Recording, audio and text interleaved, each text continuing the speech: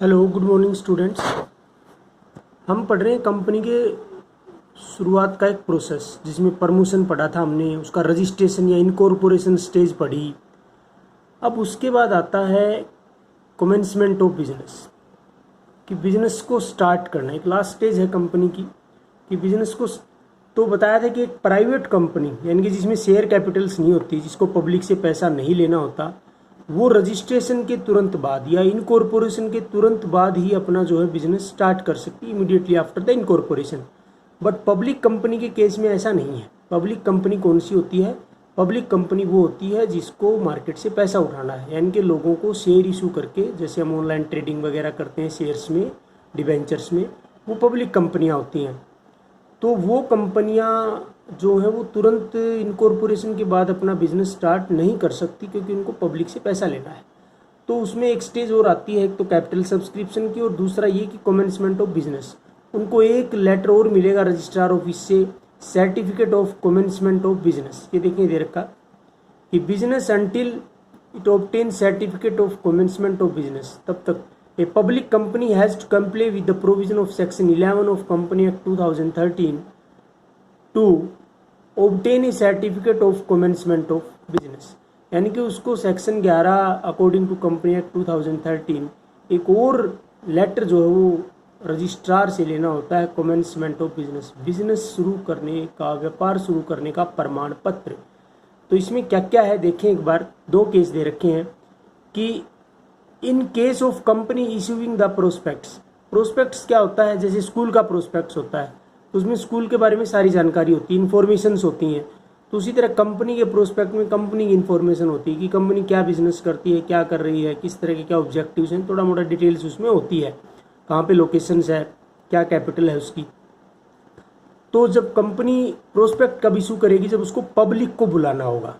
कहने का मतलब, अगर कोई कंपनी शेयर इशू करना चाहती है, पब्लिक कंपनी, तो उसको प्रोस्पेक्ट इशू करना पड़ेगा। वही इसमें दे रखा है, a public company having share capital and which invite public to subscribe to its shares and debenture. एक कंपनी जिस जो शेयर कैपिटल वाली है और जो ये चाहती है कि भाई पब्लिक उसके पास आए, शेयर खरीदे, डिवेंचर खरीदे, तो उसको एक प्रोस्पेक्ट इशू करना होता है। उसमें कुछ कंडीशंस हैं। क्या कंडीशंस हैं देखिए। पहले नंबर पे, a company must receive amount of minimum subscription. Minimum subscription मैंने बताया था 90% होता है।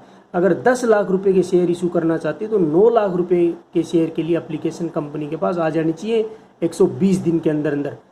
ठीक है ना, 120 दिन के अंदर अंदर, लगभग 4 महीने का टाइम होता है। जिस दिन प्रोस्पेक्ट इशू किया है उसके 120 दिन के अंदर अंदर जो है वो मिनिमम सब्सक्रिप्शन रिसीव हो जाना चाहिए। आगे कह रहा है, every director of the company has paid to it value of each share taken or consideration to be taken him for which he liable to pay in cash the same proportion as received on application and allotment from other shareholder। करा director ने भी अपने shares की payment कर दी हो। जो director जो share एक क्वालिफाइंग शेयर डायरेक्टर बनने के लिए चाहिए होते हैं उसकी इन्फॉर्मेशन है। और there has been filled with the registrar. Registrar के पास क्या फिल करके भेजना होता है? A duly verified declaration by one of the directors के द्वारा और सेक्रेटरी के द्वारा कि भाई पहली और दूसरी कंडीशन हमने कंप्लीट कर ली है। वो सारी चीज़ें इसके अंदर होती हैं जो कंपनी प्रोस्पेक्ट इशू करती है, यानी कि जो कंपनी क्या करती है, पब्लिक को इनवाइट करना चाहती है। दूसरा केस है कि अगर मान लो कंपनी प्रोस्पेक्ट इशू नहीं करना चाहती। ये कौन सी कंपनी है मान लो पब्लिक कंपनी, लेकिन ये पब्लिक से पैसा नहीं लेना चाहती, इसने पर्सनल लाइसेंस से पैसा जो है फंड जो इकट्ठा कर लिया है वो है। In case public company has not issued to the public prospectus then to obtain certificate of commencement. तब उसको सर्टिफिकेट ऑफ कमेंसमेंट करने के लिए क्या करना पड़ेगा? पहला इसको थोड़ा सा देख लें ध्यान, स्टेटमेंट इन ल्यू।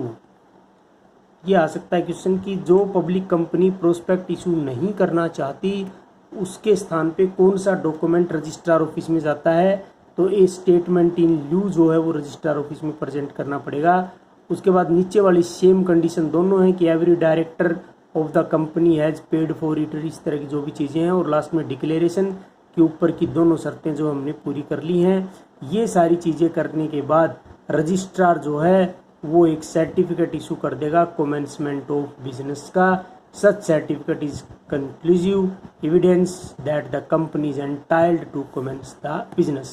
कि भाई कंपनी जो है वो बिजनेस शुरू कर सकती है। तो आज के लिए इतना ही। कल हम पढ़ेंगे इसके अंदर मेमोरेंडम ऑफ एसोसिएशन के बारे में, पूरा आर्टिकल ऑफ एसोसिएशन, प्रोस्पेक्ट, ये इसके 3 जो मेन डॉक्यूमेंट है उसके बारे में डिस्कस करेंगे। तो आज आप इसको देख लें कि कमेंसमेंट ऑफ बिजनेस का पार्ट क्या था। Okay, thank you.